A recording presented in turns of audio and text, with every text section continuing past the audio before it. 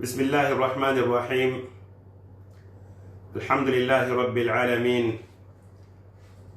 والصلاة والسلام على أشرف الأنبياء وإمام المرسلين نبينا محمد المبعوث رحمة للعالمين، صلى الله وسلم وبارك عليه وعلى آله الطاهرين وصحابته الغر المحجلين وعلى التابعين ومن تبعهم بإحسان إلى يوم الدين. أما بعد، فيا أيها المستمعون والمستمعات لإذاعة الفضيلة، أحييكم جميعا بتحية أهل الإسلام، وهي السلام. والسلام عليكم ورحمة الله وبركاته. الحمد لله، andi ala tando ka barka bla ala ya subhanahu wa ta'ala kama sabako nyumalo ala nema duwonini ala nkelemanina ka kisin nema nyini bi jumalo bando an kunti muhammadi sallallahu alayhi wa sallam dan feydo samanti kila de kundun men nada ka ke hinadi dukulu kan fen beye san kono fen beye dali fen yere bela deniye ala ma kisin na maji dana don ko sanmanu ye ani adenyolu me kama de medina ni salalila me ka sedo fosla me yakalo asinkan ani tabi'ina lu me ki bla wiko ani mo ni bla da wiko fo kwasi alkiyama loloma badenu ay toloma doni ay la radio bombale la noye Bonheur FM 101.4 lampanyi ay tolo maloni olela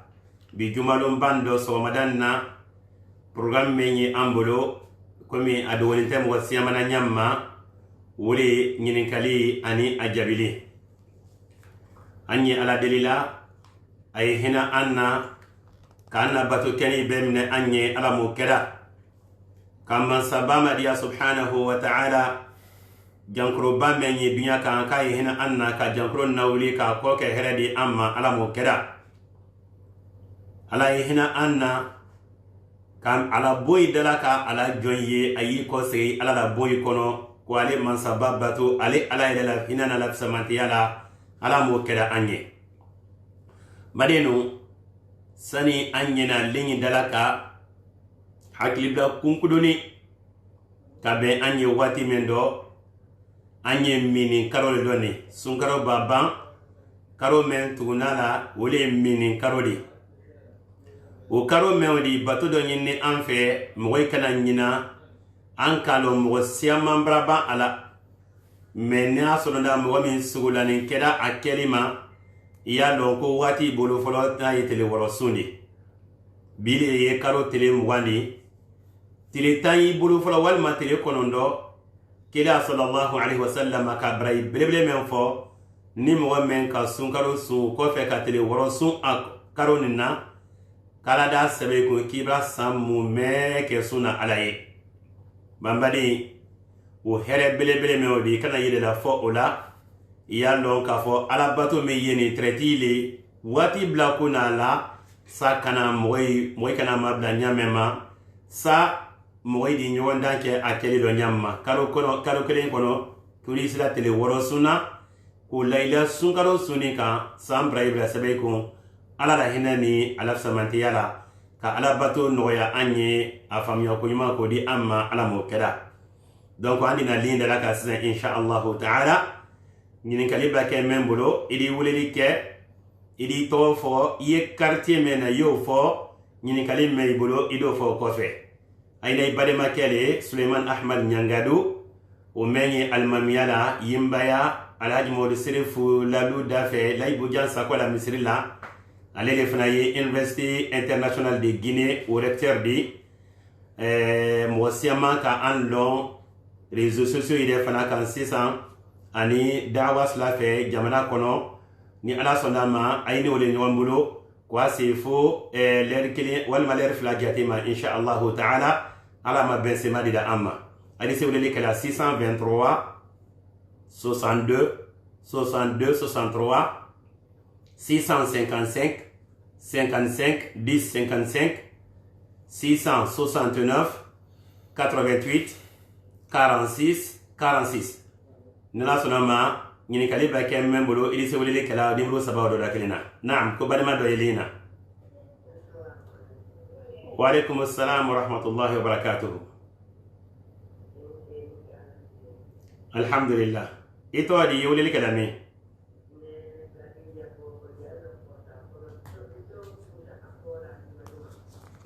amna ila naam alhamdulillah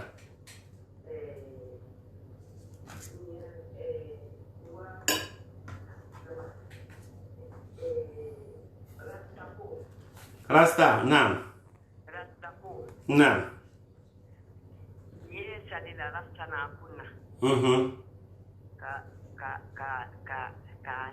Ka jabila. Fila de wodi. Kamu wato makanu kono woni mbara woni bila kes kono. Miskino anseti ambolo wori ko ka wori dima miskino ko ka wori bila kesko. Assalamu alaikum wa rahmatullah. Kesa fulana mo nyaye ala kullin anna muso anya afula alagi ni kali forma e komeka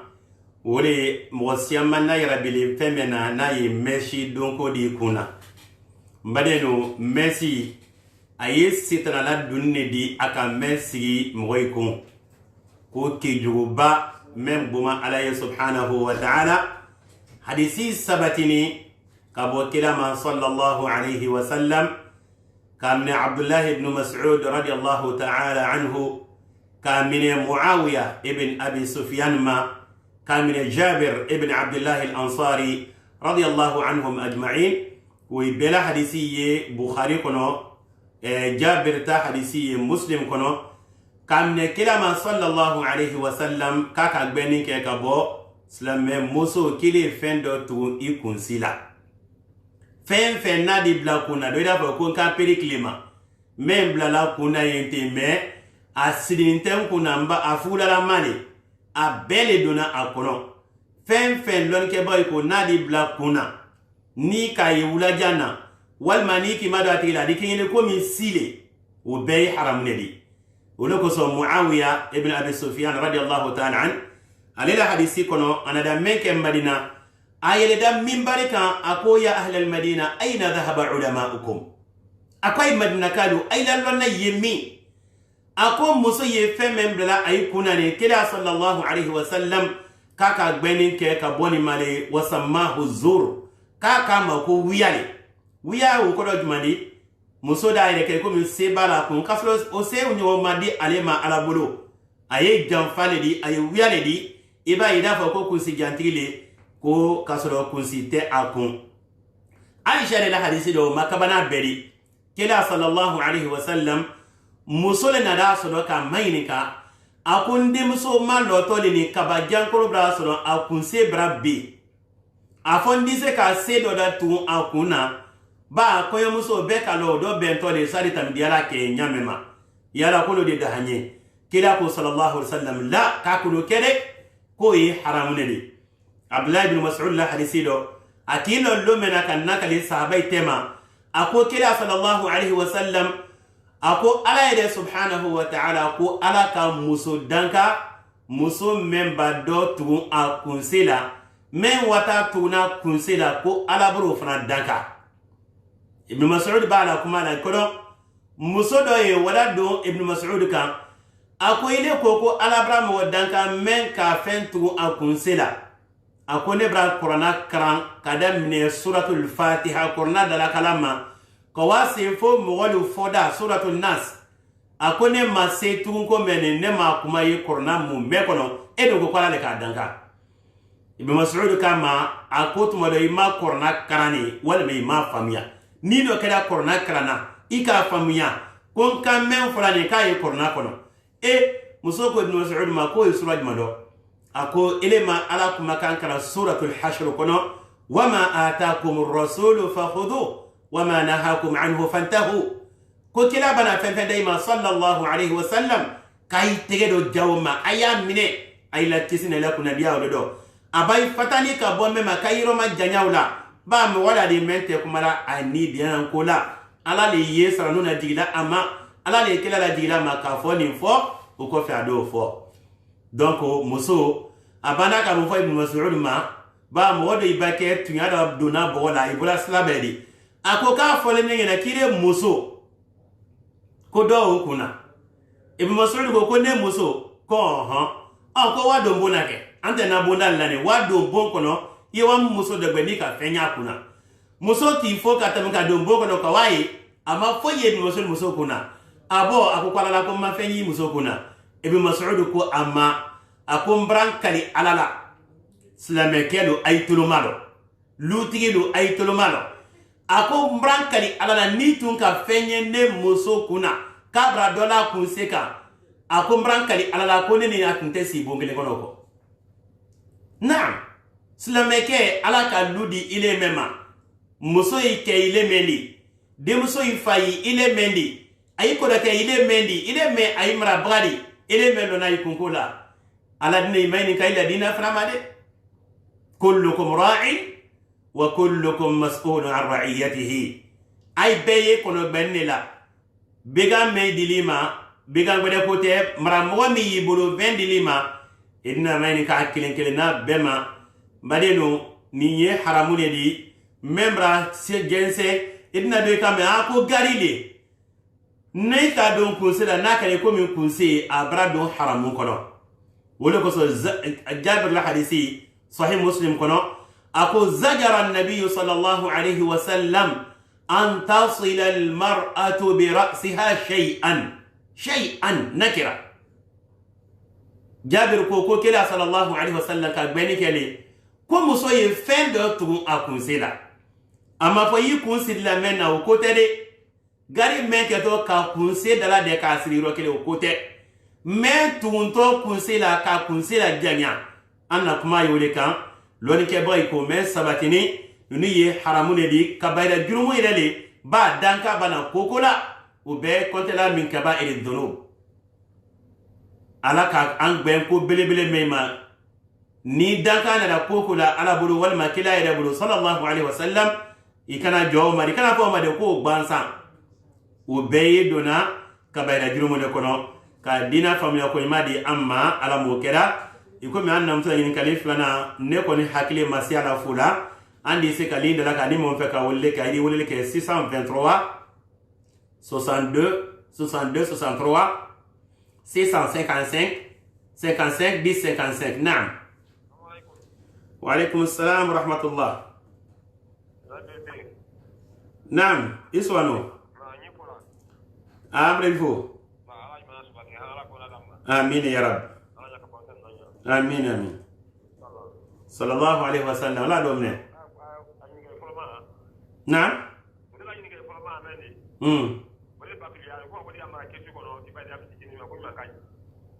aywa basita inshallah isu wana adera ni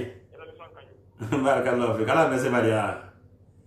aywa ana fuli rasim Obama alhaji brete ale radio bonna menila kadaw ale dina mo blebele di mo seman kameno fefe tam na emission de ya ni linde la kala asiama do ida so ale so wulila do ana fuli aye ka braka do aboso do ka faddo kende adi ayede ma anyinna men hera do ko kai ala mo keda bare mamuso kala ni kalif plana ye jumandi wole mo mi ye tege magbele ya kela si aye ala ka la wasake aye aite sona ka ay bulu do fling badeno ala bahina ila ifaido jaye hina idu mamboida ala bila fseya ila fsele meidi ifna hina wila wole braka dona ibulu fendo ala ko anyana korna kono والذين يكنزون الذهب والفضة ولا ينفقونها في سبيل الله فبشرهم بعذاب أليم يوم يحمى عليها في نار جهنم فتكوى بها جباههم وجنوبهم وظهورهم هذا ما كنزتم لأنفسكم فذوقوا ما كنتم تكنزون أراكم ومي سنين لا نيوان كاين كولي لا نيوان كان أي تسونا كادي على السلاكان كوكا ويلا سوا كو جنكتا ديميني ما كورونا على بدا تيجي ما بلي أمينده كلنا الكيما لون أي كافة لا مراودي جو ويدي كيتو يكون من نجى sani mena marna ibulu wori mena marna ibulu ka nigela ma kala ya jahannama tado kai kerei passer ala kai koi passer ala ka fayna ay tre fe mena marna jo ale yeni badenu lolo kilako sallallahu alayhi wa sallam ma min yawmin tatla'u fihi ash-shams illa wa yanzilu malakan yaqulu ahaduhuma اللهم أعط منفقا خلفا ويقول الآخر اللهم أعط ممسكا تلفا كلاكو صلى الله عليه وسلم لولو ندو ساقبدا مساسنو سبحانه وتعالى أديم ملكاف للاجي وينا لك كلي ما يلك كايداما كسي ألا لا أنتي ألا مي بوير دو كلا مي صلي كلا ندو بلا نمان دي ويما مي تجمع بليا كلا كايبا أي مويما دمنكوما kasoro seya aye kiye tiyeni ni kasara la don o ila nan frodo kila pa ila sallallahu alaihi wasallam ma naqasa malun min sadaqa bal taziduhu akon nan folo ye do ba do ka di alama ko te femboli la nan folo la kaye do la ila nan folo ka badenu kuma meni mwasiama hakli tala fula edina hakli do do ikame ka te fembra na mfulu da wakile ne trane bulu nka keme bwala ma wakile yire bulu ko na wuri bra keke me kono ndo nam ila wuri bra keke me kono ndo me ala dina no do bladi ma kofe wo kiledi ka ban braka di do ke me kono ndo do adi fenya wakile tunte menya ima mo se ma hakili te ron de la fula edina yi wuri ba ibulo idi misikina do yi idi bade masudu do yi asegeli jankuru akan sula kan ile satigi dandala wa keme flala ili nya teuka ki ba o made men koma ala di jankuru la ile de ka idwa million iri ka jando mendo muasa asababu jumani imagina meke idula moila sani tre wa million iri ka jando ke ki ide basi jaila wa keme fla men boto ka dese bagato makuda nya wole keto ilila kisi sababu di kabo jankoro ma mendi bla million irika jawo bola badeno anye solike ala ko kanye la ala la aminu billahi wa rasuli wa anfiqu mimma ja'alakum mustakhlifina fihi he nan fulo mene atenti bolo ina la biyo ko lom na yi geletre i ka solo dole nodo ala ko kanye boyde de ke wonnan fulo do ka dodi alama anye la ala la kila ale soto sa ka hilma dia me fo anye den kenya wima anye solike soli mewdi wole duma anade ala ko wama anfaqtum min shay'in fa huwa yukhlifuhu wa huwa khairur raziqin kayte fensi di alama fo ala ya do bladima antella alala sa anteli menaya wallahi nan la da alala lahirite ma fola atema jengela aka menfo aketo le siga foitado me yela la le kole kone ka fefe di alama kwala da no do bla yumandi aima ala ede wato harje men dilima ko ka usakate me ka membo ala ko wa huwa khairur raziqin iba fendi alama kile kala da sara yetam ada ke keme wuru la ede di adi setam na la ede baye bola ya bola mriya mendo ya bola woni ke gbele menka ayemma ko men dala fagala misikina ma ala wuli do gbela ka double فقط منك مورو لنا مثل الذين ينفقون أموالهم في سبيل الله كمثل حبة أنبتت 7 سنابل في كل سنبلة 100 حبة والله يضاعف لمن يشاء والله واسع عليم أنا مغمية أي لوري دلا على الأسلاكا ومثليالي يكون من مغمين كان يكسي كلين لان يكسي كلين لاني علي بلو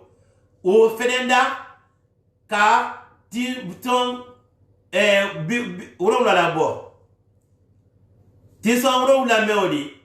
wo kelen na be ka ta nyo kise keme la bo ora ke keme wolowula di wala ye dolala ka mogole ye men duma alaye a woni ke ana bole li halamen dale bulu ana ka kunko men dala faga de se bagatoma madeno anyi hina irina moye dubai ko danyine da yide ko ay lam wo baye so ay masunya moye so suladi na wima toroya di la wika inna ye hali baloko gbelema wo doima balema ke ti ko hene ite hina iya lon ka fo hina bagadu wala ere fana ye hina la wilila anyi masabale delila ka hina di amma kanke hina bagadi kanke solila le di ala kana ke tege magbele di wa man yuqa shuhha nafsihi fa ulaika humul muflihun mu'min ba kisi anila juyama nan folo la dianya ko juyame adama de nido fo makotela nyado ere makotenya dembaya makotela nya dese bugato makotela nya ni kisi da ojuya o maile keda solidari ala ko kibra kisi ala ma amfrada kisi joika donc anna linda laka ni mon fe ka olele ke 623 62 62 63 655 55 10 55 na wa alaikum salam wa rahmatullah ila radio la sai yekma telephone na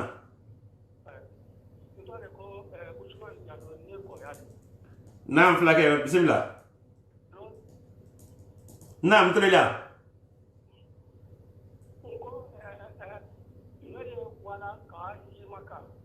naam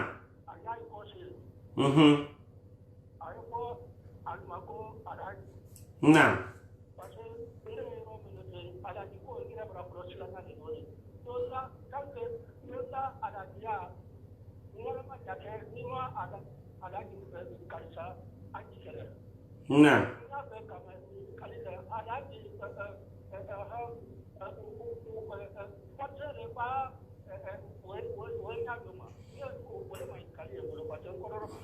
basi da ituna malo idila ni kali jabi masani ala sonama badenu higi ala batu bele baledi islamaya tunkun lulunani ye higidi ala ka higi fardaya higira san konondo walma santan lonke ba ye nyon sosola wo flani nyonte kira sallallahu alaihi wasallam kone kala higi ke ala me makayele man santana nema higi mewdi lonna ya fama ko rihlatul umr sido we si me nano we si bataye wule maka we si dide he islami bake wala yi anyanyini nkakan ka mun fo bara juma yemma bara tinye fe ye jumandi akono akofe mbaba higila ikakan kani benyanyini we si menye alabi swali ki blado atuma do ala fe yike kuna diledi nile ki de kuna gbuya o kofe bara jugula ima bara ire ka kenyama walma bara bani sege bani be kofe e wada bedo tinye posoko abrake balawdi mawdo de ila dépenser menkele sege menkele ni sra makala ala bada bade make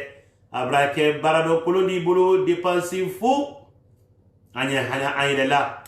anyi anjanto anyele do bale ni mom wada makaniki ko sey ko kay wele ko al hajj yala ko e frosele di bawe ko kitidi anye men fula hali sunnate ka fo ko froseli hali akan nin tesla meado ki babo maka ko ka fi ma ko al hajj loni ke bay ko ko na fo di ma ama fo ko haram fanaye haram tede meslama ya ko ni ma fo ko fi ma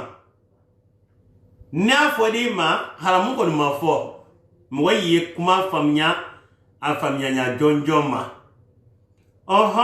ni mo me keda da se babo higila ile ke iko kuna ima foma kwa la haji kidi kele bodo ili mankan bodo ini mwidi fonyo kodo walma ile moso wale maka kana kuna mapima ko haja udi ba ile la bade malo lon ke bay ko ye to masre juli dide tumado ele ta suduma togo nyini ni yire yidale la katami ala bato yireka isalla lolono muna ita fara ko mo ya fa ima ko al musalli tire salla ye sunduna sunkaro muna ite kela ko mo ya fi ma ko as-sa'im higi odo ba ala to no ela bema ele do afeka ida diala kile bro maka woni bla kile la ke ni la mriya keda maka tado ko mo ya fi ma ko al-hajj ni la nyini keda already amba ida to ma rake to ma do kulundi mawdo de ama fonya mo mba fi ma ko al-hajj an ko do fo haram tede me kala keleke ko ama fo ma ko al-hajj edo ide ka me ko na wesi nyambu ya lado ko wale maka menke ko nyankuna ya le karsado wal mai do ide ka me ko ma la to ma ko me e ma me ko ne wale maka e wale maka kila alisa wala higila kana ma fama ko al-hajj ama fo sahaba fema no o ma fi le ma do o mutinyela bale do bara kunte odi o te titri di ko mo di mel la ide kan ko ka sedo fe wal maka kele ke o fe ni ko ki hadisi kala sababu di kila bara barayi do tinye ima ide ko fana mo me ni ka fo mo ma ko al-hajj an ko go haramu ko ni te a folidi kuma ni wala li bolo ma kiti mi ado ole yeni ala ma bensema dina ma ala ma famia ko ma dina ma hadisi o le kala 623 62 62 63 655 55 10 55 669 88 46 46 نعم نعم يتو علي يولي كلامي نعم بسم الله نعم نعم نعم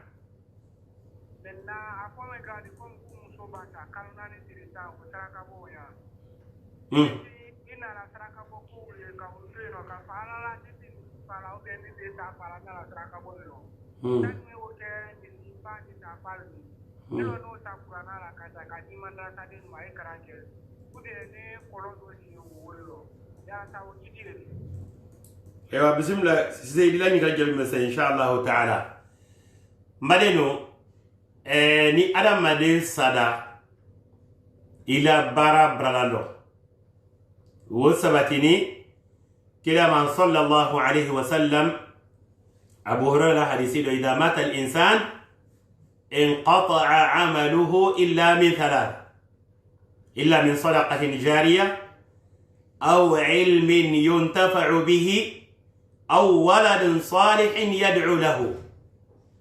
كلا صلى الله عليه وسلم كو نمغ الصدا إلى برا لو إلى كفي برداتو كفو كو سبا وفلما جماندي إيكا نيومان تغيبالي مينتو يكوفي ولتو كو صدقة جارية نيومان من هرتي تغيلا إيكا مصري لو إيكا كرانيرو لو ika dandali solo ika kolonse ika foragise ika irigi tudu menya dena moye adendamna ayisigila adulena ika kodola woyo ko abla sodo majiko gbele ya ika dugu fra foka kola da yendo ni beye saraka geria tromasre ledi moye ni meko ni ko tiko foni moye munan fambola wo fen nafala wodi sabay kunke ala ko inna nahnu nuhyi al mauta wa naktubu ma qaddamu wa atharahum ala ko ala le sula nyene ma bradi ika memble nye ala do sebeye ika mento ifonfondo ya ila ko jutegele no here sila moy ma iko fe ala antisa duma de fanama ni ko tu ko ya ifon fo mo de sebeto ni ko de ala anke ni man kelale de mba e wo femme odi wo brayi sebeda iye afalo mako sadaqatin jariya wal maika loninto iko loni moyi nafa bola mena e ka modo ikran wo yemugo krana ika wajulu kasti siamambato iko slame yo la mena kakanda ya sodo ula ika kitabu ire sebe moye men karana ila saya kofeya san wayir kale ninte doila kafa sebeli hari folo moye numunan fambola wala aye kaburu kono moda yedina famiyala ayla sebeli no lila hebni yed arbiesla belebele di anyina le men koya ile men kan kolo ika français lo ika anglais lo ire ka susukano ika flakano munante kitabu do idala mine kitabu nyene maido an fakando an ka kamen lo saudi ke sarakadi an kofeya slamedi kandaya solo menna iba sawu brai sebele ikofele walma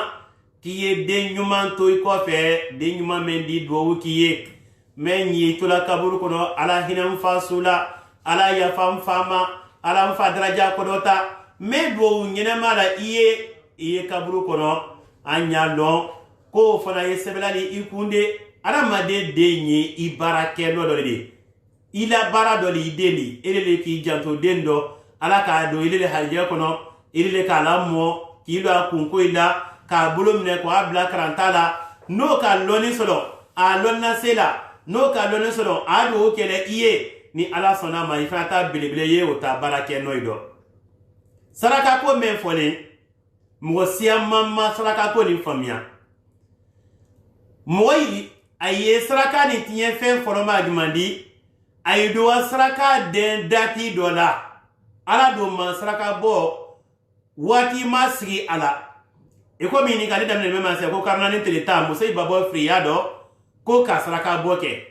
o te de luste kuma wala fancy ama fo ko ka saraka bo de wala be da fo ka tele saba o mana de lute wala tele wala o sabatilente tere binani o fana sabatilente daluteni sila saraka bola blandi asale lomine ika saraka bolo ika batele lolo ika batele keme ika bo karo saba ika jamalade ima jamalade bana saraka boti nyefe flana jumandi woda da tojini mafandi ni jamate menyila ante o kela menduma anye misi lolo misi saba misi tan ko dala de ka jama dala de ko fala hadiya bole bidi fala saraka bole bidi dinya yo kula kali ko na ka da saraka bodi misi lolu le fa dai iya kela to ngini men kama da braida ni ko no di anna fale tesila suma ba muna bara makala yi ala te foi fe illa ma kana khalisan sawaba ikomi al-Fudayl ibn Iyad wa kana gli blelo di amma qala kuli هو الذي خلق الموت والحياة ليبلوكم أيكم أحسن عملا أنا بفكو أكثر عملا دي كوالا كاسياني نينما يداني كارما دي بلادو كلو كوكا أنكو دوبو كوجونا بارا كيكا تمين بيكا كما فكو جونا بارا كاسيا مولا دي بارا سيا من باكي متوني نيني يدا واسو آكلا ويلي كما براي فويتالا على مكو فويتالا me baraba doya nyanyama na keni alale ye woni ke gbelena ka benkera sunna ma sallallahu alayhi wa sallam wida bara mewdi ala ta yasila wala kodo mba saraka bo me fole ko ka ke suye saraka sila suma wo sabatini kila ko alayhi salatu wassalam wa afdalu sadaqa saqyul ma aku saraka me ka usa bedi سعد بن أبي وقاص لا حديثي رواية مني في سنن النسائي سنن حديثي البخاري ده كنو كلاكو عليه الصلاة والسلام ko saraka bo meka usa suye saraka bedi kiye jidi moima he adama de mako jida sa ite kolonsi ayi ite furazi se ifa suye wal maiba suye yire se hali jumalo jamana de diado yiwa jipake flasa jipake naninsa yawadi jamama jamai miala ile mriya mase fori ile ma ala nyi jini sanale kadi jamana de diando ya wajuli diando ya subundan na ya nyeri kela jamani yele ya braise be so do ba suye ala mako ye bara ke ni ali ala lete ni bara yeda o kote de mele la ngine kana ke ko bara yele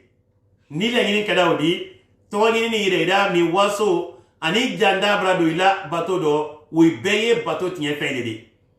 bale make saraka boka men foli nyama foli bulo ni ala ka no ye ile ye wa korna di dimseni ma meye al korna karana ya drusila wala al korna bla misrila slame jonjo ye misri mena gimina ka korna ndala ka kran anada ibnu majala riwaya do abu hurairah hadisi do saraka jariya men foli kila abdul alayhi salatu wassalam aw mushafan warathahu ye al korna di wama foni o ye karana yalo ko saraka mewde ko braite tegela he al korna do kran braika bo harfu kele nyuman kele sarato tanila ala bulu kila ka me fali sallallahu alaihi hadith abdullah ibn mas'ud fi tirmidhi aya wato sorna mun bere do ko ni kornate kila fali sallallahu alaihi la aqul alif lam mim harf walakin alif harfun wa lam harfun wa mim harfun fatilka 30 hasana iya fogbansa alif lam mim ibra brai bisaba sodo mbade no ede mo men ka korna de moy mawdodo woye brai bleble de saraka ni man balori an kakanka meke suye mente to ni re dadi ika to sebaka ima to sebaka wabla misella yente korna drusila deni yero mendo wal korna sa ya di woyma aye korna kran aye nya ile miriya jumani abrayi senam wa basuma ni ye saraka ni mayle di an kakanka jija meima ala ma famya ko imadi da amma ila saraka bo ikana ke ila idala ila suyi ikana ke to nyina ikana ke wasula ikana ke nyama men suna di fonyo ko barake alaye abe kila taraslama sallallahu alaihi wasallam ubake anna fadisi suma ni moke ayidi barake ke mesrata la de mele juma oberi akele sume nye utana nafa foisoro nala ba ma kyalai badenu anye anjantu amriya ido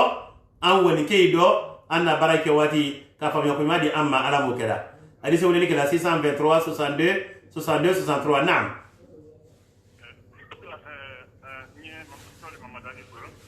Momadali naam sasa bismillah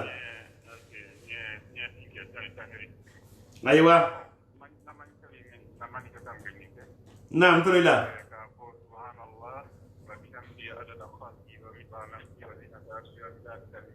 naam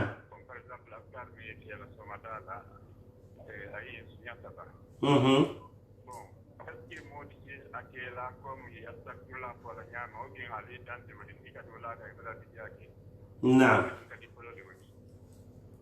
naam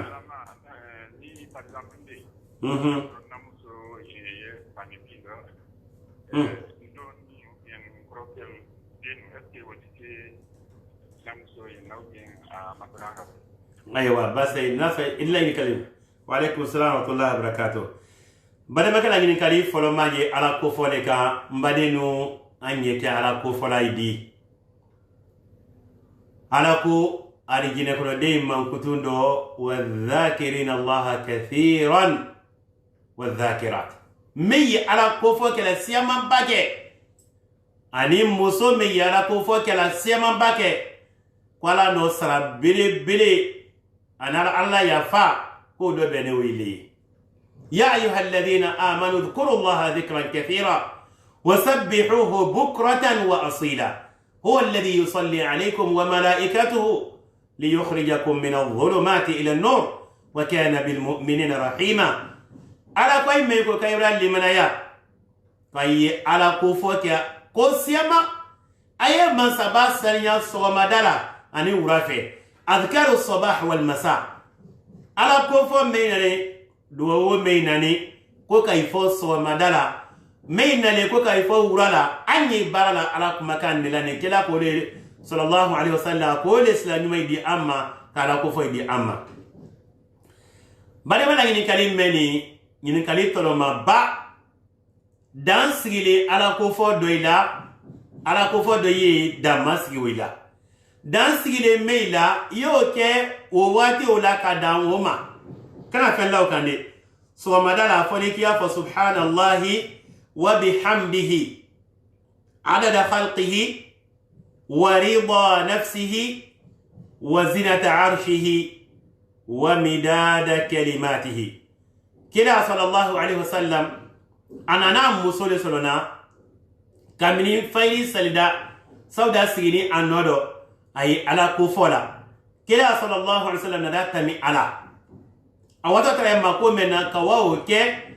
تلك كوفي على نام مسول سلنا نو كلي بيدو أي على كوفولا e kila kwa lesa sasa kamil tam de isigini na ala ko fo la wati minawdi hal fra yi nodo ya ako hal fra nyi nodo ya kila kwa lesa sasa ko ne ra kuma kan damandama fo ile ko fe sinya saba ako braika bukatemi ino ala ko fo men kila tani wati jambani kono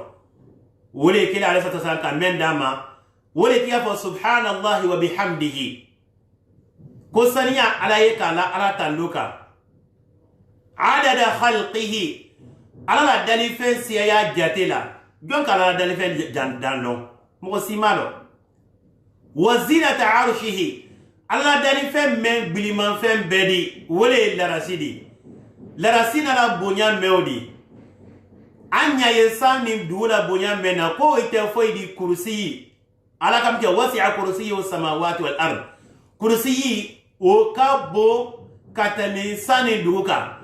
kursiyo fanate foidi koma nani ibn Abbas manyame ma atharu kono la rashi bonya de foi ko mi ba ko inanta kala fli wula kule kono la rashi ba meodi na sigini meleka bele bele sigin ku ko la gbliya nyogo ko sanya alaye kala tandoka la rashi ba gbliya la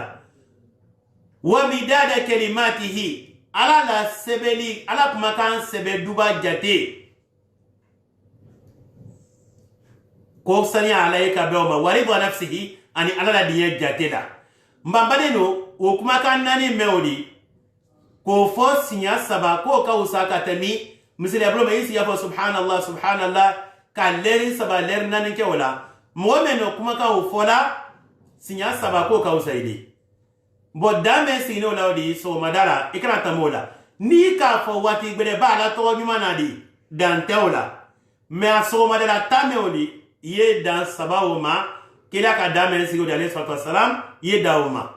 wole ye kandaya di wole ka sakata mi mo me ka fa wato laki to sinya nani wal masinya lolo wal masinya wurula me dani sinya sabama ba kila ko le fo sa ka saudi ako le fo se mo kini yalo barala siya do de iya lajma do bara be kila taraslama sallallahu alaihi wasallam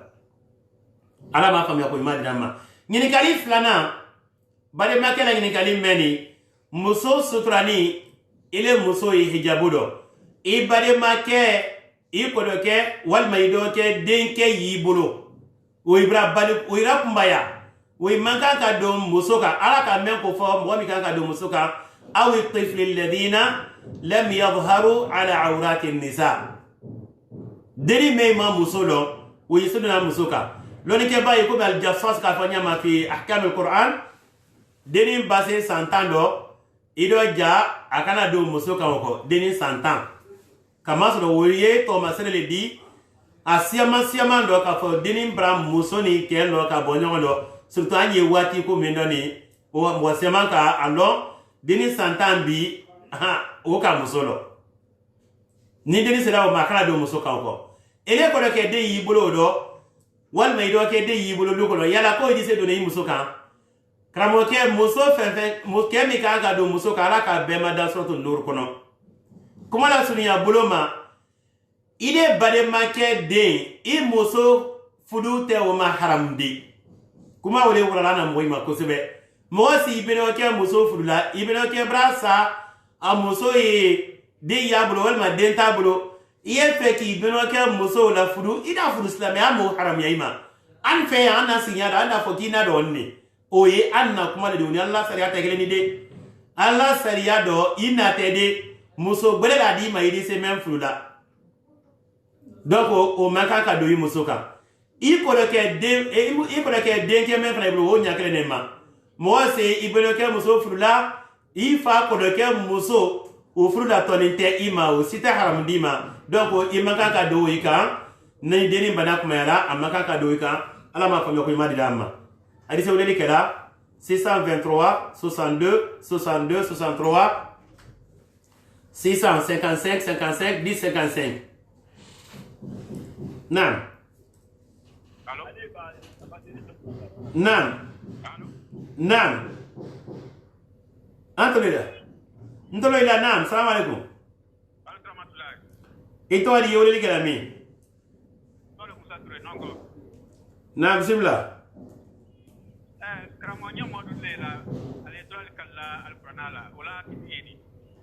Aywa bas de tolo malo idi ila in kali jabi messa insha Allah ta'ala.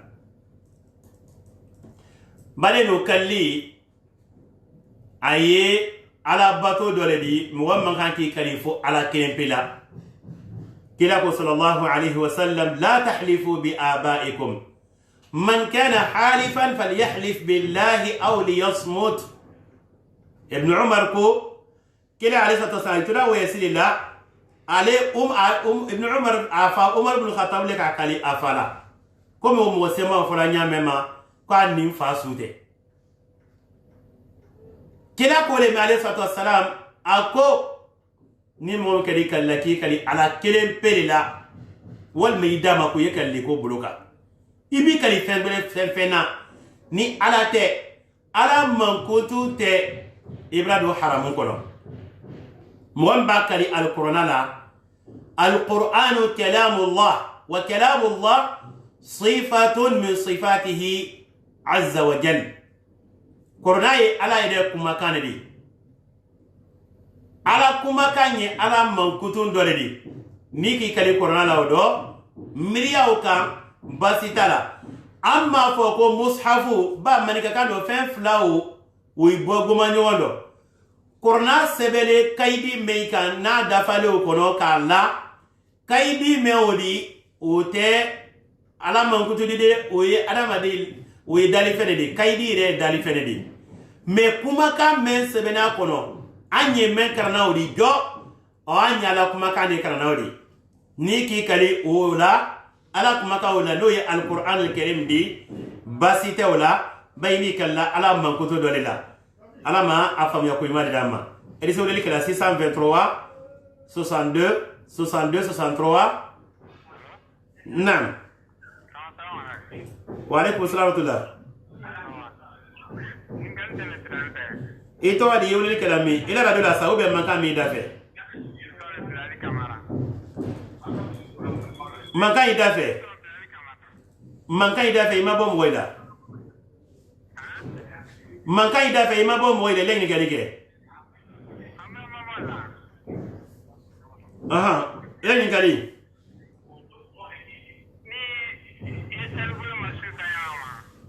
Ni mo kala salibulu masufe aha.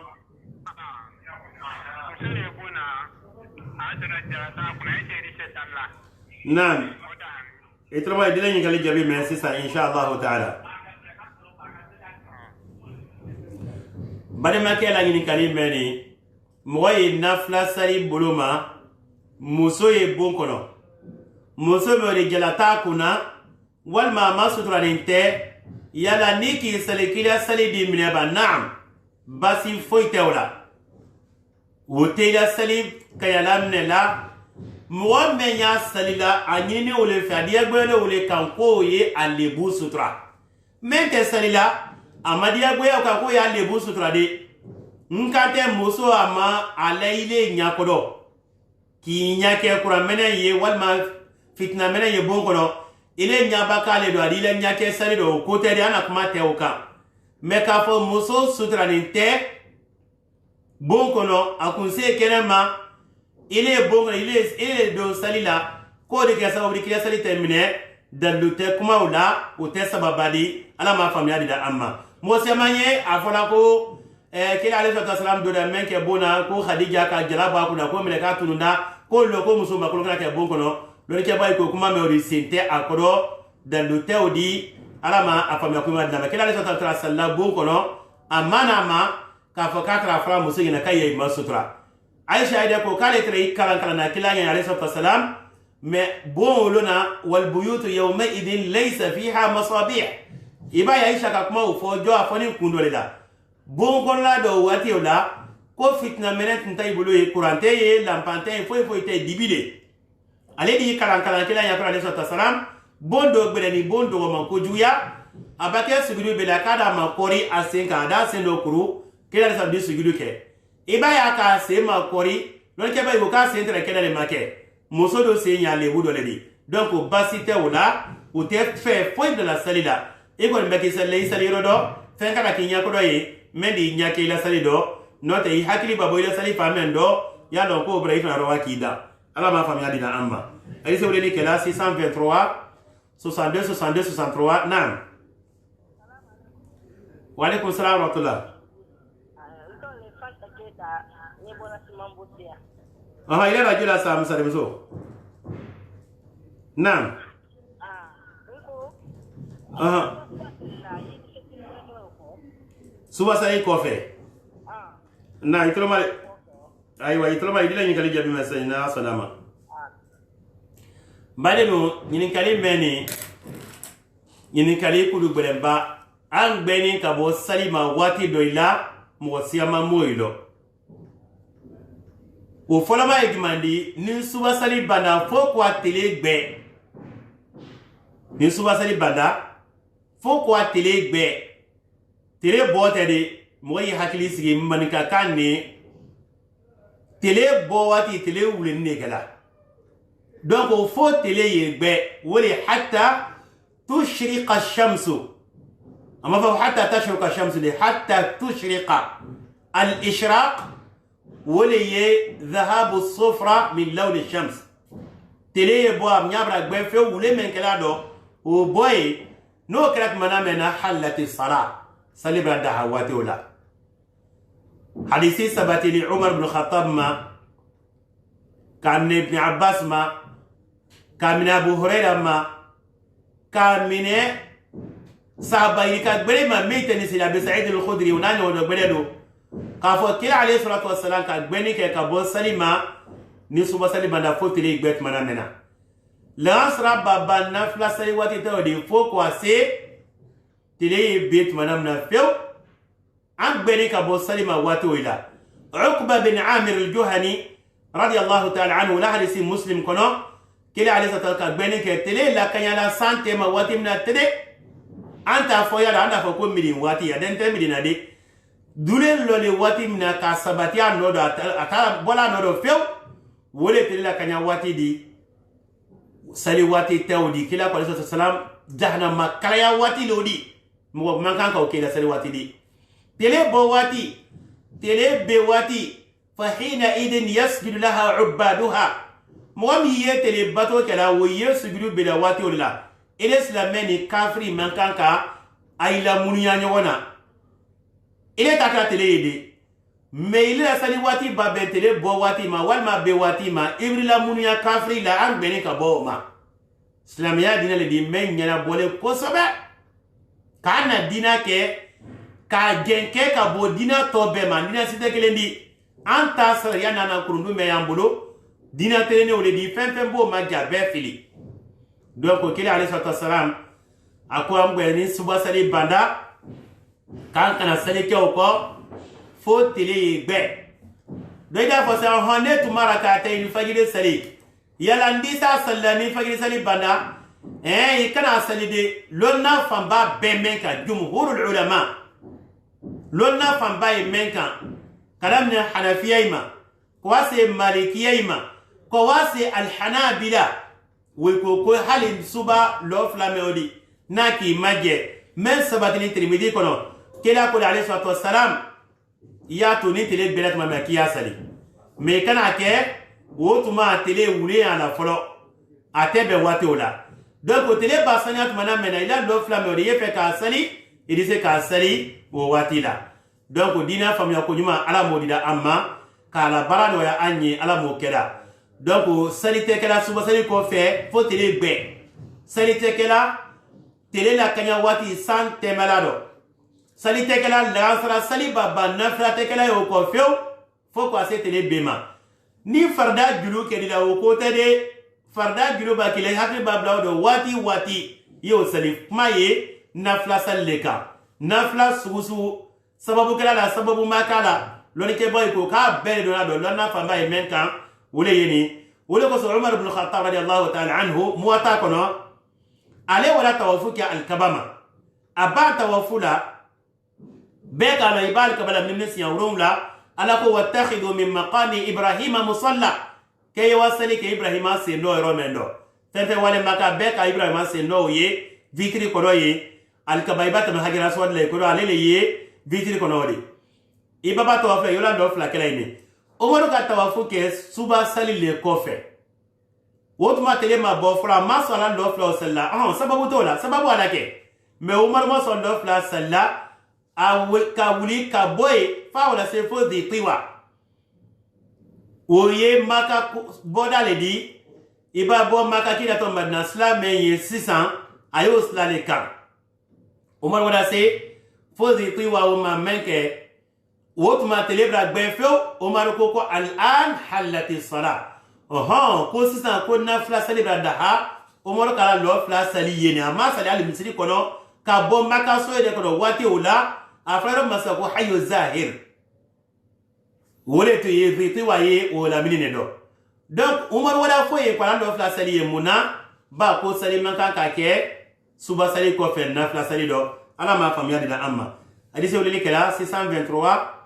62 62 63 نعم وعليكم السلام ورحمة الله إلى رجل سيدك ما تليفوننا نعم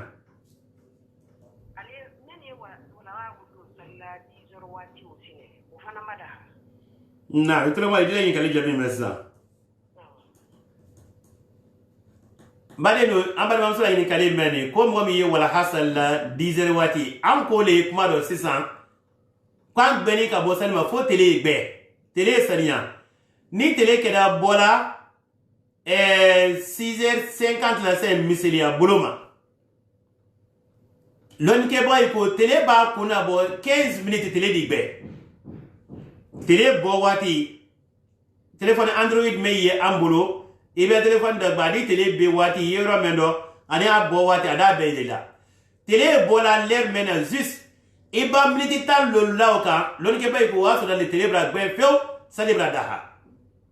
wala ha men ko fole anna musubulo ay salli de kila alayhi wasallam ka meida anna kan mena jimi Abu Dharr al-Ghifari radiyallahu ta'ala anhu aku awsani khalili bi thalath aku nterike ka asrana ko saba aku kono toy few o folama jumadi wole ye rak'atay duha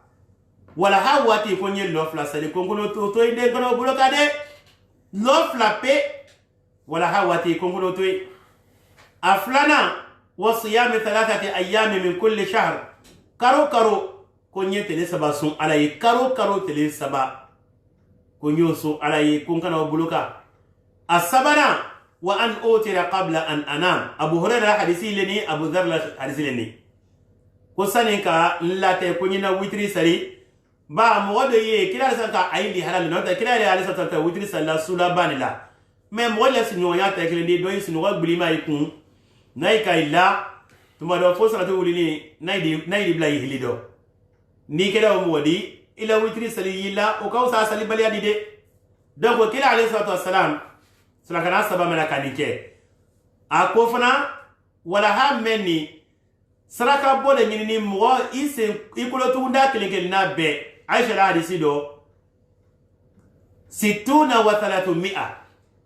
kulo tunda ke mesaba ani bi woro le ye mo kelengel na bela wo kulo tunya kelengel na mewdi kiye saraka do bo be kuma warra sahaba imma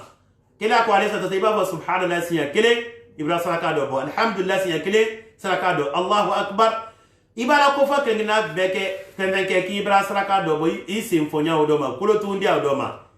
he kulo tunda meri to na fa do fo jankuru iso ki bulo tido kurula hali bulo ko ini ba jala sa ida do ko ja bulo ko ndo kuru ja ko nemani anye nemani do amma ido rite sela imaede fo jankuru ba memine jo odalo ka jako meni jana fa balala I kodo kurula ki wuli ele malo ko ne malodi do I ko jalala uti sa ibirina ite la du mala ye do ikanya loma o se ko lo tunda kele na me o de kanye saraka boni kele na bela kila ka su yale sa hadisi kono abu dhar la hadisi kono wa yujzi'u an dhalika kullihi rak'atan yusallihuma min ad-duha yen lo fla sali wala hawati odi fadi kulo fam be kulo tunda keme sabani bi woron bela sarakanya lo fla pe oda bila tele ba sariya to amna fe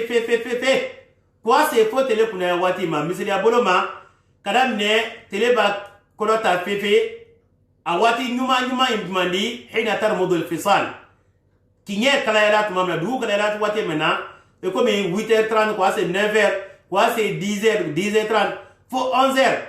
wala hasali wati nyuma no bedi mais 11h30 c'est là to matuma udasu alala wala ha wati jonjom ratami afala mema ku waqtu dhaha bil fath rasulu tele kuna ya wati tele imaduna sante mala falfal dodi ute wala ha wati di anya doja anya sali sani 11h30 wonyo yese wala ha wati nyuma ilodi amba de maso yini kali jabilodi ala ma besemani familial da amma ali se wala kala 623 62 naam wa alaykum assalam wa rahmatullahi wa barakatuh naam sa jabi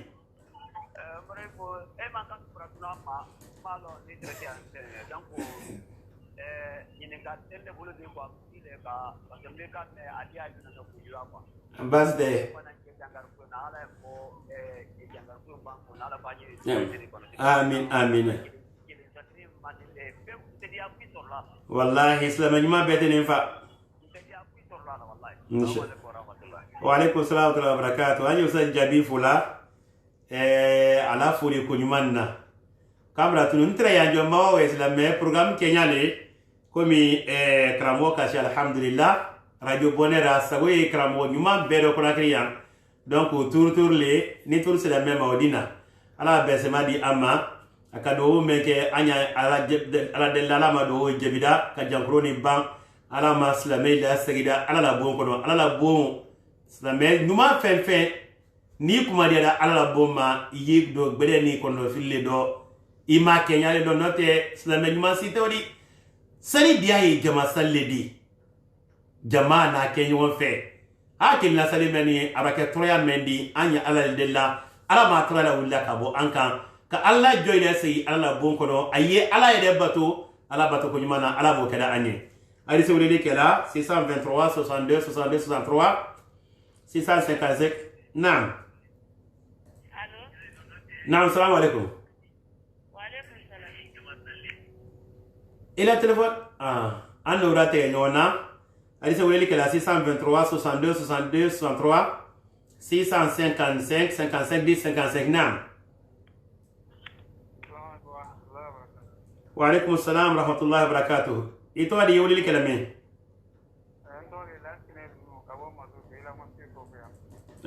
duno naam simla naam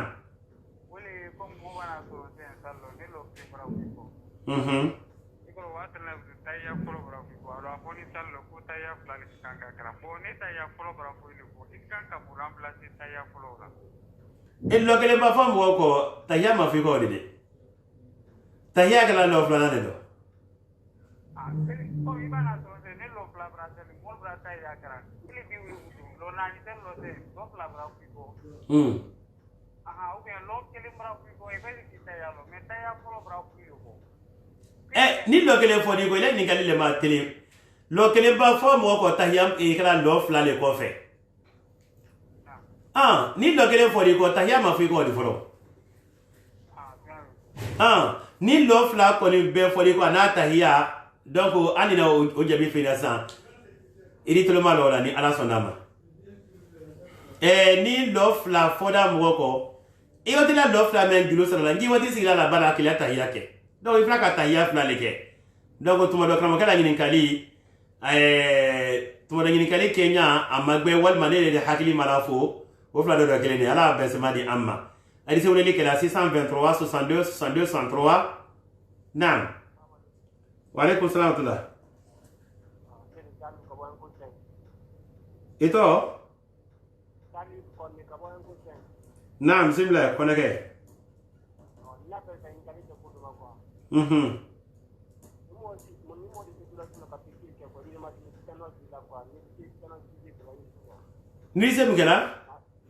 Tano pikir ko na di sun bien ko. kamuke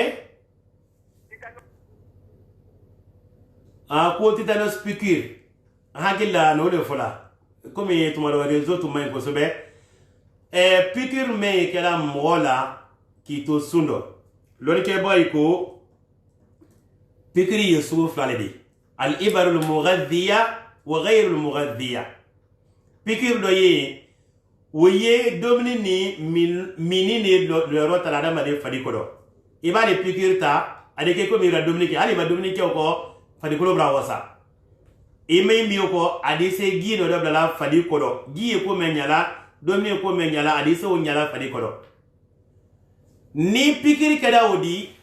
ni ko ta wole ko mi bra domini ke ko mi brimi odi faible suna mais pikiri men yekela dandali bolo ma mente domini no rotala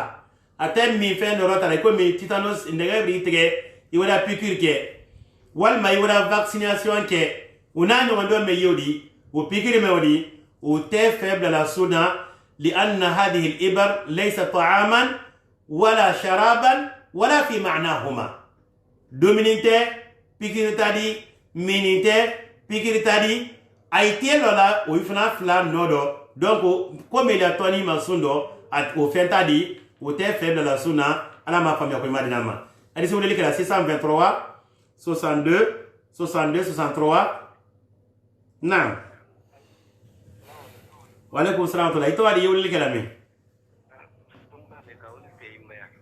ha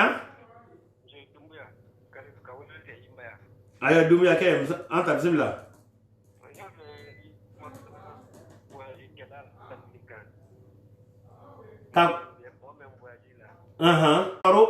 إن الكافرين كانوا لكم عدوا مبينا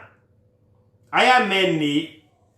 ana ni kiti di nyame ma ala ka la wasa gbele de ke o kofe wolo ko so ya'la ibn umayya wala da umar ibn khattab mayni ka kuma sahih muslim ko nyame ma kwala ko anyana ko ne anka wesi ke ko ko jugute anye do bo salila lon nani sali anyo ke fla di ko ko jugute odi me ko na sala da ko kafri ye ko ke anna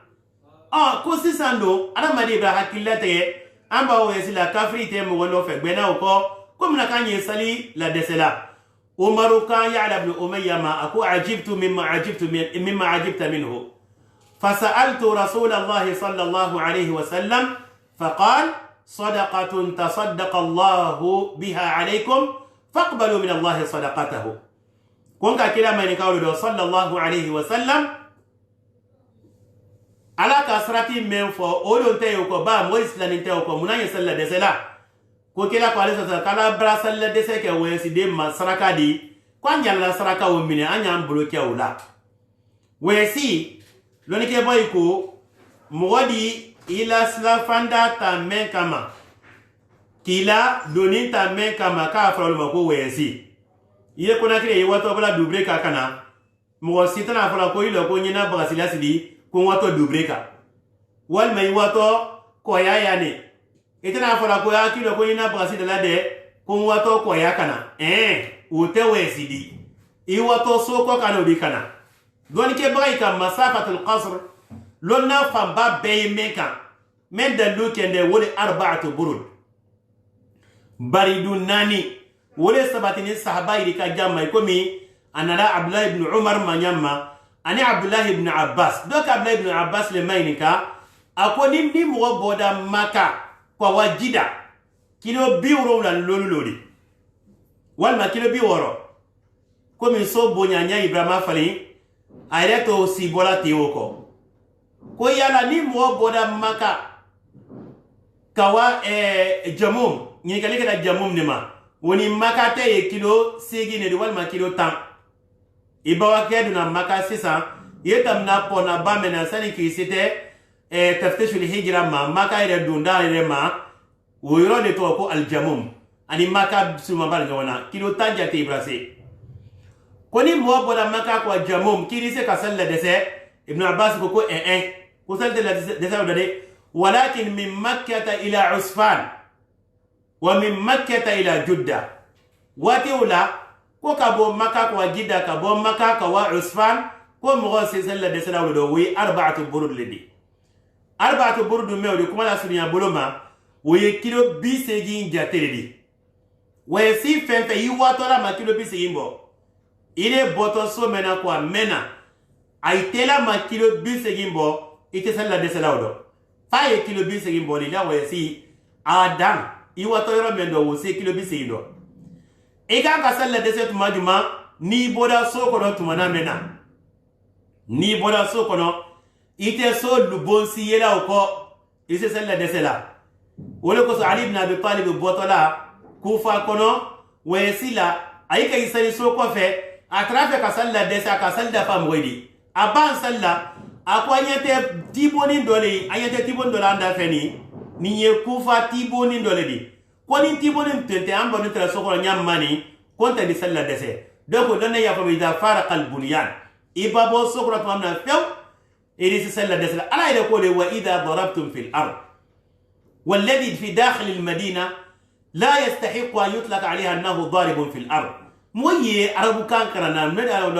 ما نيت عرب كان كدول على كونيكا ويسيكت ما منك بوسو كنو عرب كان من فلا كدو ولدي فلي يسو كنو يسو كنو دفع تفري مكيو إرا ويسيدامنه إبا بوسو كنو تمامنا فيو سلا دسه دامنا لا ولدو إيجا تسو بوسي لا وكو إرسي سلا دسه لا سلا دسه مني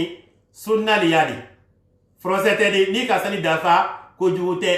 me ko ni bala dese wole breaka buka tama dafaka muna ba wole benin sunnama me ni ka salla de ni ka sallo nani sali ile sali matinya de feti la salla de basi fo itewla donc woye si dina sali akuma kaja ala frani salla dese funi ama ko si ama kedia sarati me yola auto so mena na keda tamna tili nanna so konoy iboni kona kiriyan ki wato kindiale iwato tele lulle kala kindia wal matele nani ni tamna tele nani na yesal da fale kindia ibado lum na kodo bayla we si destination ibrase ye kele destination mori wato tamna tele nani na ye donc iwato si kane mayori ne mena digira o tele sa bay wato le kala kindia miseli abolo maki kosei irisal la dese fi kosei funi miseli jamado ni ki seli jamado ibi sala ma men ko fe no sal da fale dia boya fi sal da fale hal ni ka do kelen peso al ma men ko fe ile weside e ta fala ko ni lo kelen la kane la yesali mu me da falale donc kidi me yeni ay bolombo ka je comme question na kudu nadi afra de kuma ida kudu tan ni ala sonama ni gini kali wala ni mi keda kiti kelen na do kan wati bele insha Allah taala anda do filo kala ma fam yakoi madama allez sur le lien 623 62 62 63 naam wa alaikum salam alaikum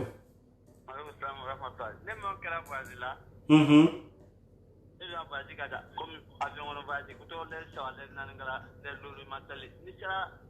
ni jira be se ka se no jiru sara naam itrama ide ngal jebi messa insha Allah taala we si ni mo mi la sanfe ya bien no kono sali wati briso doy loni ke bay ko yeme fola anyana we si do anya haklisi ana batu ife ala ka kudo no yake we si dema anye de kana ana batu ido tinyewdo kuma bla sababula sali do ye we do ye kafuna doka monsieur abuloma sali fana briso do vol kono mais la rasra mamna odas do ibra digi ato iba digi mamna ida fla sali duma walma sali fana wati le doni ki to duma sali fana rasra sali ko fe yido avion kono fitiri insafo fana yetene mais fayri misali abolo ma ela volier 4h du matin de doit sur fayri kenemati folo fayri di sur vol kono aytana dila fo 10h wati walma 11h wati ya avion men kono ya do beni sali rodi sur avion kono mo siamanta nyani nani ko mabla mayri si yete note ambrawe si siamam bake avion kono si yiri ka jang anda nyala kala ka sali ro sur vol kono kan lo kan sali koni avion kono saudia yede vol ba o itesela fa fara de ya no ye saudia fara avion anta lo ni bulo ma wo saudia avion kile pele kono saudia avion ba femfe na ye we si jankela ay ka sayiro la da a be kono yo wala tapia kono busol ye ke gire kal kabal fa fela ide ila idi lo kono jamaa ile dona ki sele nyon fe bo saudia avion kono imolo dina famia ko juma duma we dia da sezi we wolido ko di alama mo mi ye kuma la ikun fe jamana ima ile ma jamana ulon ima kono ko lon here mi ya do ima we don foka kuma ifo ikun fe te tu ibake avion ba ke wulila ka do fo be kala me ka seben na boni ye sakana ya kran void da kran ide fana be tolo ma do na la avion kono ni be ye here le di kaida ko saudiya jamana ye jamana le di alhamdulillah andi ala tando la dina menye saudiya kono ate dunya fancy kono dunya fancy dina mena barra maka jamana ka ate barra dunya fancy amma fo ko filite inde amma fo kayda ko be 100% de ammo fo mo siye ay kon na ko tele ni kata mi dunya fam beka yo fo ali masika fo do fasay donc ni aso da saliro avion ko comme saudiya volé nyamma ido yeki sali o saliro de maladai idi otes meye ide di nyine fe ayero do di mayi saliye ide ni sebele dina mani ala sonama ida ayero so joy di saliro mendo ne mo so do iye saliro men yero mendo ida sezi ko ni tale ko nodi ye wo sali gita ila salike ni wati nadi bani ale do sali menya ni sali wete kafola nyonga ko man ka fanya ma fajiri salli iye se tungu fefe kela ya beke avion sabati na avion te la mara kela avion ba kela la kela ceinture sindi bo ka fo ko be ceinture sindi itema ida no ka fo ayi do na yoro me do la mara ya avion kono yi no la sada o kono le ko avion bra sabati awanya kai la mara fo itado e di lo ido la rom de ilo isi yoro me ilo dio ila kai ila salike ye uru konke ni deseda sugiru masa idi sugiru maji katami uru konka anye mele na dina di munabo akibo ke ko moyi didogbe amoyi bidogbe o ngelida ile ila ala batola yekaya okela ko moyi didogbe ni kanya da tunku fenfema hali loli mori ile masi ilola idi si sigila kila salike dorura koso dorura utake yadide me desale wati ilola wala na do so da idi do wati de kono alhamdulillah ida to fi baset mena idi sali ke duuma ka tunku be dafa ana saniya ani ki yasi kono na ki sali be ka kenya ni mama ni ala so da mai do ke disila duuma me ni aso da wati ko di bane ba sali wati le kudu bele man sanati to idi sali ke nyan ma an ka men foni ala ma fami adina amma adi so le ke la 623 62 62 63 nam. Waalaikum assalam warahmatullah. Marhaba, ito wali yuli kalami. Naam.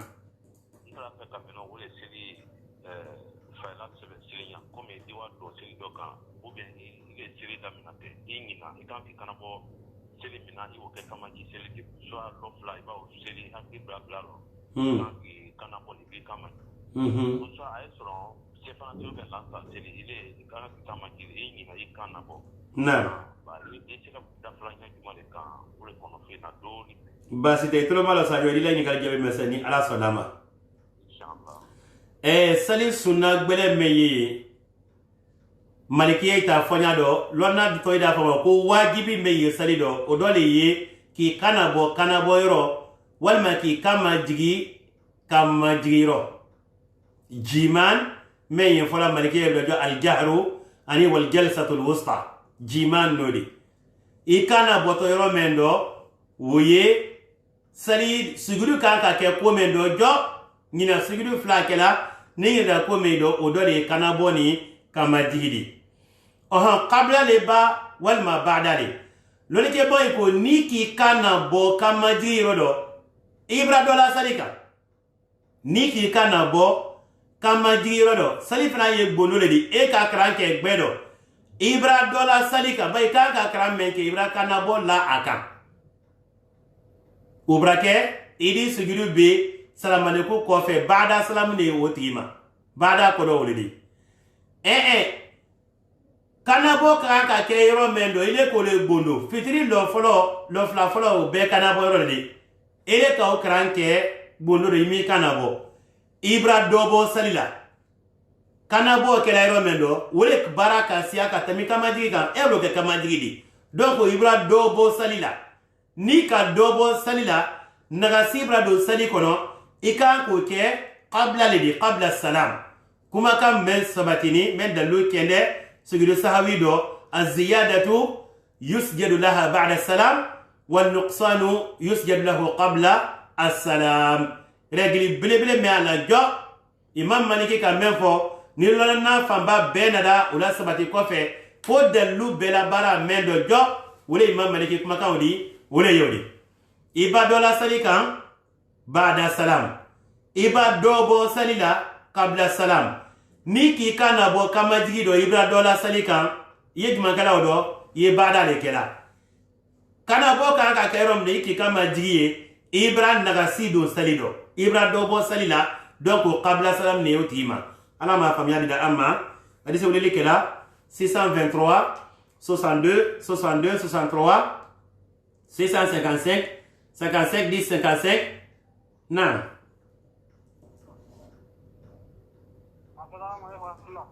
وعليكم السلام ورحمة الله. محمد منير دينغرايسو.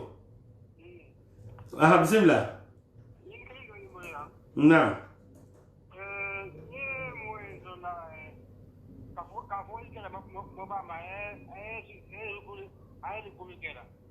ها؟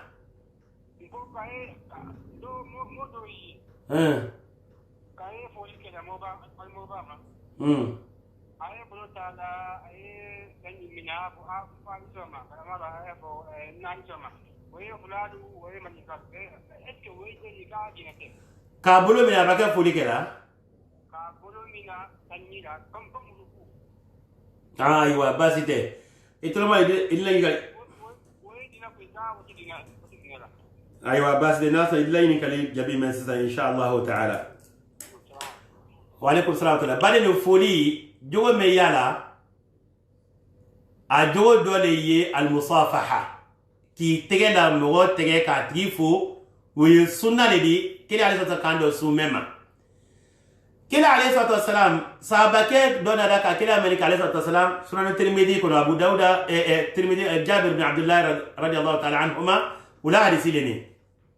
ko dona da kila amerika ali sota salam ar-rajulu منا يلقى أخاه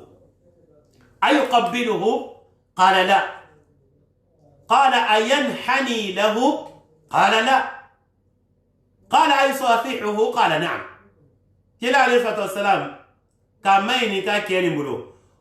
نني مبادي ما بانيوان بي ني موبرا نيوان بي كان كموان منفو نياتي سنبولا لي كلا قصنا كو كنا سنبو المعانقة anye an taman dila nyoma mameke sinya saba lonna ko هذه مشروعه عند طول الغيبه ini mora fama nyoma awandre we sidola brana aidi ay taman di nyoma do basite wala no tedo ay tele dila nyoma keni ke musoni muso wal mazum haramuni ay muso me fulla tonama ori nyote ay saytere la nyoma okay donc me sumbuli kila ko sana ko ki kana sumbu te ko kila ba ko ni nkada bendi majigai iko bi yewu ko ne kala nyem ku maji e baki fa fula so ma yi kuma kudu mfa so ma wal mai kuma di naye wal mai kram woye classique no wal mai iko do keye kila ko sana ko la majigili me ki kana o ke mo woye majigili o te kala oye bato de le manka ka kada madin anya janto kuma ndo ko sebede a filiye mo siama baleko ibaka mo fo ali kiri kuma di ikuna tere ibo la tere ni la mo ba ya fo fo ko mando ye kuma man faye aye do ke nyoye ole nyinne aife ole ko so kila men ka so ka a tere la tere ako nam adisa tere la tere donc folido majigi me yekela moy bula tebe iba sana village ile la manika jamana de comme kala ka fanya ma fla jamana do to de comme anko ile lo irina ye muso de baka hali domini sigila walma baka gidla kema fa nyon krika di e badeno imala da maden do ya daneni o manka majigi sume yodi o tebo yadi de wo ye dana tamine di bonyado a ko jowole jowotede dana tamne do ni bonyado di o manka ka ka da maden gbansan ni nyonte me kausa ay tege la nyonte ay foli ke ni tege la tege da hadari nyonte ay do ke ka do ke nyoye foli nyama ko fe salam alaykum ko fe kay ko do nyona ka do ke abannodi me ki kuma digaye o tebe wuye haram ne di ala ma fam ko imadi lamma adi so le ke la 623 62 62 63 655 nam wa alaikum assalam wa rahmatullah. Naam, Sagi Bate. Ok, question pour l'Impolo. Afolama. Est-ce que mon père, s'il a pas logé au hôtel, est-ce qu'il dit qu'il y a la banque pour là et quand ça dit question première, il y a flana. Est-ce que moi, je dis que séparé là, ou bien dans la casse? Ayo basi tena so to le illa yin kali jabe mesa aye balmaka fulala yin kali flanna yin kali foloma mo ile wani so na ki logeni hotel le ko yela ki se gene ba ko la naam gene ba ko ni di gi nyuma solo gi sanema giri ko hotel ko la ide famba be la solo douche interne ala nyega ya a chambre kon la do walma alla kala jama ire nyiga yede dike me blema ye gisodo gime di farido bo akeda urubne gidi akeda kolon gidi gime ko ne ya adanya ma ni ko solo ni jede ba ki solo dila jede ba ko kewla basi foito la hotel ko ye anam go ikundo nyamema hotel ko a mo se makolo ko hotel la dan tiye ka gbasane ma ba ayede fa kala do ya ka gbele ye mo hotel la amansia amafa tekra de modogbe akagbele ko na sodola ana sigi kenya doya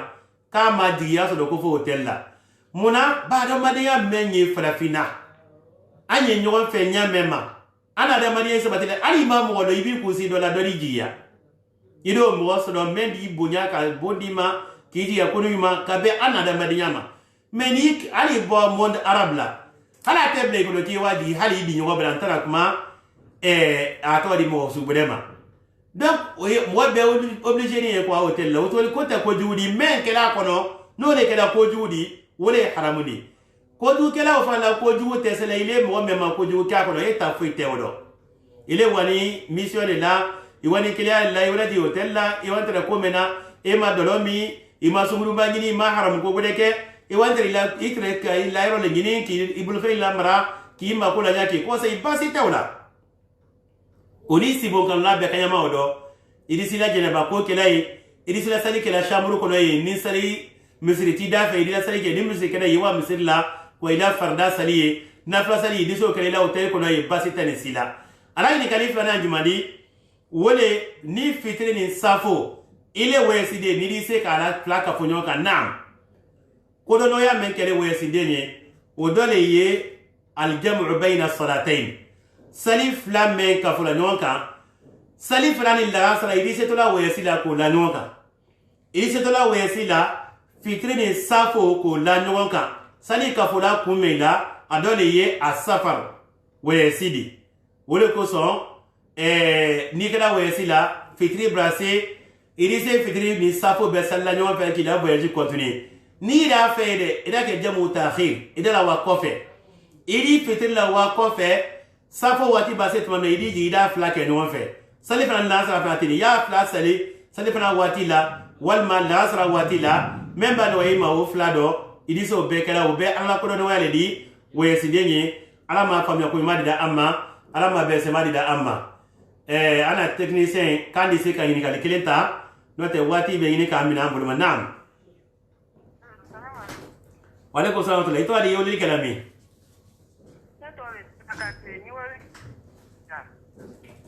kuma kan te la nam Allo. nam ila ni kali ila ni ha nam Wala nga tali koli. nam Wala nga tali ada yele yolo medinya ulo. Ko ada dan ale lo nani tali lo wolo. Ko ada ni lo ni ifaka sila ko ulo tani kire ni ko ni adan. Me ko no pi me ne la lo tani kire ko ulo ni. Ni ka mu plan tali ha lo che. Yesa. Ko italo ni ta ko ni ka. Solam ni kaka kala ulo. Ni mo di se ko kanya mai ba lo plan tali.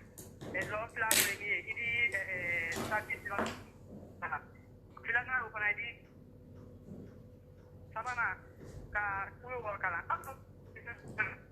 Badama so ni kali bla nyaay réseau fana ko do budoni ile ni kali jebe meseni ala sonama badama so la ni kali meka wole wala ha konte wala ha danye lo julidi